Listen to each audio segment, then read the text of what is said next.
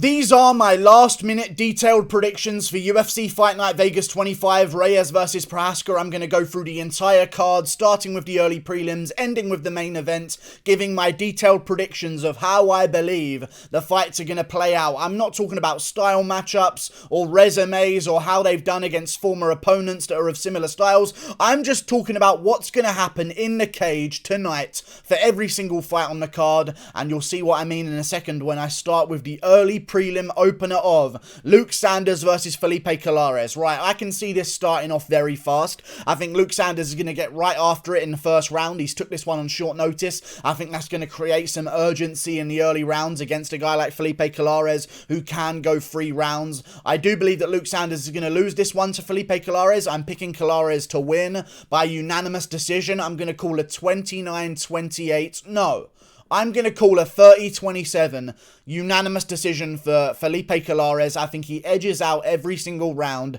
by landing the more meaningful shots, by maybe rocking Luke Sanders a couple of times each round and catching him with some big shots, and also working some takedowns in those rounds as well. I think it's going to be a very scrappy fight, but Colares is going to start to pick up more and more momentum as the rounds go on against Luke Sanders, and I think they're both going to start out trading well, but Felipe Colares is going to have the shots that make Luke Sanders act a little bit differently. Felipe Colares has got an amazing chin. Luke Sanders' chin is a little bit faded. I'm going to go with Felipe Colares winning the early exchanges and then just winning a grinding fight towards the end of the last 2 rounds. Colares gets it done 30-27. Moving on up the card, Andreas Micheladas versus KB Bhullar. I'm going to go with Andreas Micheladas, in all honesty. Now, I know that KB Bhullar shaved his head.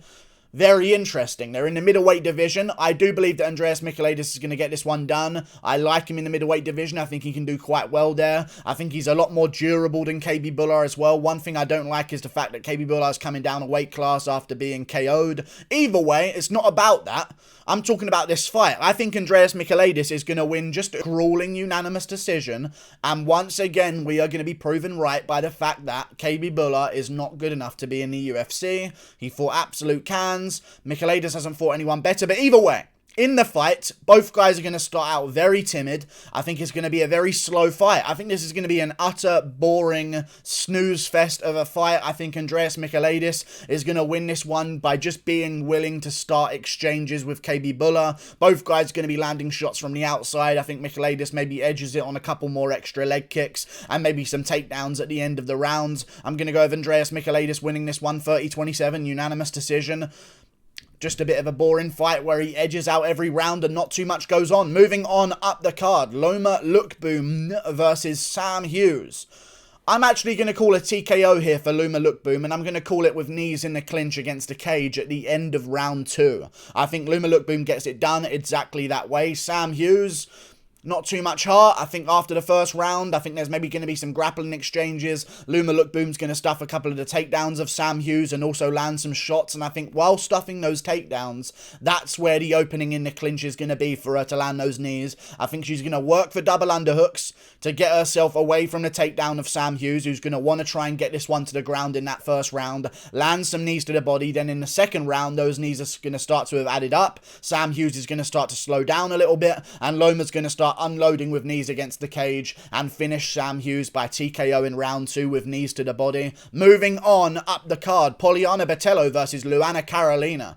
I'm going to go with Luana Carolina. I think she's way stronger than Poliana Botelho, and I think she's going to win this one by just landing more meaningful shots on the feet and also just sort of riding out half-guard control on top of Poliana Botelho. I think she's going to win the scrambles. She's younger. I think she's got a lot more to learn and develop, and I think she's just going to want it a little bit more in the scrambling exchanges against Poliana Botelho if they are some, and I think there's going to be some stand-up moments as well. Don't get me wrong. I think that one's going to be pretty even. Either way, I think Luana Carolina is going to win the scrambling exchanges, and she's just going to look like the hungrier fighter out there and end up on top a lot more than Poliana Botelho ends up on top. And I think Luana Carolina is going to get herself a unanimous decision to half-guard control the entire fight long. Moving on up the card, Kamaka versus TJ Brown.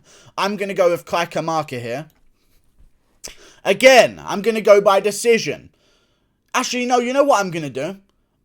I'm going to go by decision. This card is going to be a bit of a snoozer, I'm telling you. These fights reek to me of some absolute snooze fests, okay? And maybe on the main card we'll get to the more interesting ones. But right now, Kamaka versus TJ Brown. I see TJ Brown trying to take him down. I see Kamaka maybe jumping a couple of guillotines around, landing some total strikes while TJ Brown goes for those takedowns. And I think in the first round, TJ Brown's actually going to win the round, end up on top, be doing quite well in that situation. But Kamaka's going to start landing some body shots in the fight, maybe some leg kicks and calf kicks as well. Brown's going to keep going for the takedowns. The more he does that and the more he takes the investment shots of Kamaka, I think Kamaka steals this one 29-28 in a very close fight, but wins it based on TJ Brown slowing down in the later rounds, and he starts landing some really good combinations to the body and the legs and the head. And I think Kamaka just mixes it up altogether in those last 2 rounds against a slowing TJ Brown and gets it done by unanimous decision 29-28. Moving on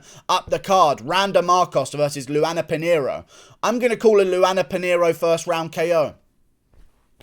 I know it's not common in the women's strawweight division, but I feel like I'm going to go with a first round KO for Luana Pinheiro. I really like the way she fights. She reminds me of like Amanda Lemos, the way that she fights, where she actually looks like she's going for a finish actively. Like, not just, if I rock someone, then I'll try and finish them. She looks like she actually wants finishes in those early rounds. And I think this might be the end of Randa Markos. To be honest with you, it already should have been the end of Randa Markos. She's 10-11 and we cut Tyron Woodley.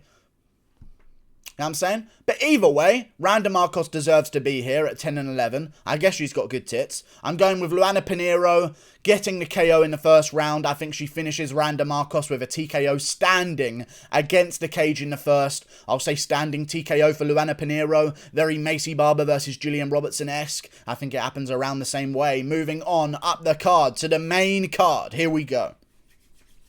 Now I can get my teeth into some stuff. Merab Dvalishvili versus Cody Stamann. I'm picking Merab Dvalishvili. I think he's going to win himself a 29-28 unanimous decision. I think Cody Stamann is going to have a really good first round. Not a great first round where he dominates Merab Dvalishvili, but I think he's going to stuff a couple of the takedowns. I think he's going to get back up after those takedowns as well. And I do believe he's going to steal the round by landing knees in the clinch, landing some total strikes, because one thing I don't like about Merab Dvalishvili's style sometimes is that he doesn't really damage enough once he's got the takedown. I think Cody Stamann is going to secure himself the first round, land some good total strikes and some good significant strikes as well. Maybe Merab is like 5-0 on takedowns against Cody Stamann, but I think Stamann's going to be one landing good damage in there. I think that's what's going to be very obvious, and I think they'll give him the round in round 1 because of that. Then rounds 2 and 3, Merab's going to start landing a little bit more damage in those situations. Some of those knees to the thigh are going to start wearing down Cody Stamann, and I think we're going to see a 29-28 unanimous decision from Merab Dvalishvili. Way more takedowns in the second and third round, and Stamann's going to start to slow down after a couple of those scrambles. I also believe that Stamann's going to be looking to land big on Merab Dvalishvili in that first round whenever they do have space, and I think that's going to lead to him slowing down as this fight goes on, and Merab is going to end up ragdolling him and earning a very dominant third round. I don't see a 10-8 happening, but I do see a dominant third round, and I do see a clear second round as well. Merab Dvalishvili, 29-28. I think he does very well with the takedowns as the rounds go on, and also starts landing some good shots as well against the cage, and also on the ground with some total strikes. I'll go with Merab Dvalishvili. Moving on up the card, Sean Strickland versus Krysztof Jotko. I'm going with Sean Strickland.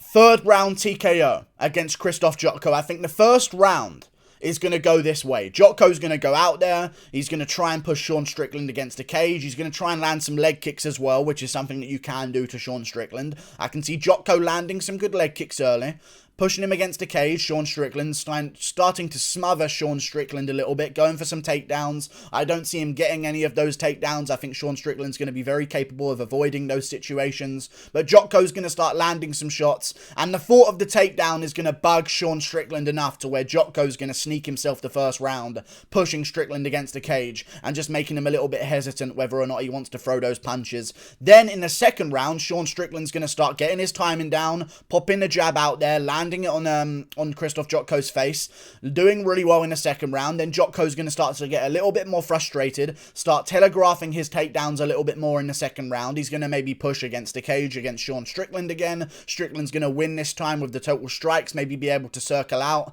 and land some good shots on the feet again. Then Jotko is going to go out in the third round after losing the second and try and close the distance desperately, and I think that's when a slowed down Jotko, who hasn't had his own way in the grappling, is going to get comboed the fuck out of by Sean Strickland, and I can see a TKO with a pull counter hand by Sean Strickland here. A pull counter shot straight on the chin as Jotko throws a punch to lead into a takedown. He's going to dip his head down and Strickland's going to time it, and Jotko's going to fall across him while Sean Strickland moves backwards, and I sense a fadeaway KO for Sean Strickland in the third round with some ground and pound shots afterwards. So I'll say a third round TKO. Big shot drops down Jotko, finishing shots afterwards. Sean Strickland by third round TKO. Moving on up the card, Jan Cutelaba versus Dustin Jacoby. I'm going with Jan Cutelaba, and you know what I'm shocked by? The odds have changed since he put Jacoby in the single collar. People changed their opinion of a fight based on the weigh-in, because they didn't like what he did, I guess. But now, Cutelaba's back to good odds, so I'll definitely be putting some money on him, because I think he's going to win this one by brutal first round TKO.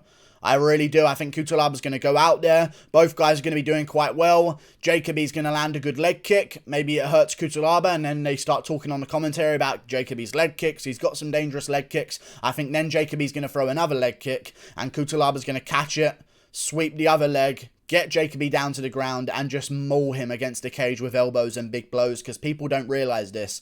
Cutelaba can ragdoll you if you don't have better wrestling than him, and I feel like Jacoby doesn't have that level of wrestling, and I think Cutelaba's going to start catching those leg kicks, catching some body kicks, catching some front kicks, and keep putting down Dustin Jacoby on the ground against the cage, and I'm seeing a first round TKO here for Ion Cutelaba, just winning the grappling and landing some good elbow ground and pound shots. Moving on up the card, Giga Chikedzi versus Cub Swanson. I'm going to go with Giga Chikedzi here by unanimous decision. I think this is going to be a 30-27 fight. Cub Swanson's going to bring it. I think this is actually going to be a very fun scrap to watch. Really looking forward to it. I like Cub Swanson fights purely because if he is losing, he's going to do whatever it takes to try and win. So I think that's going to lead to this being very interesting. However, I think there's also going to be some sorry feeling for Cub Swanson as this fight goes on.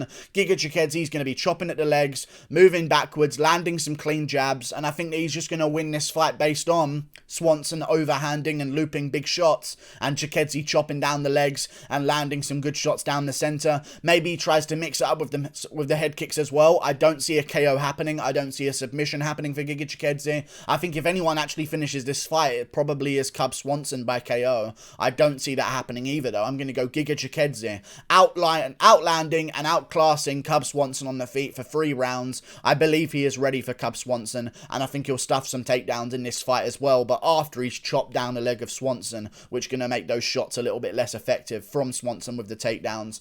Giga Chikedzi chops down low, finishes up high, unanimous decision win, 30-27. Moving on up the card to the main event, Dominick Reyes versus Jiri Prochazka.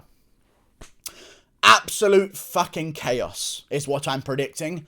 Absolute mayhem and pandemonium will unfold in this main event. I do not see this being a slow fight, purely because Jiri does not allow slow fights.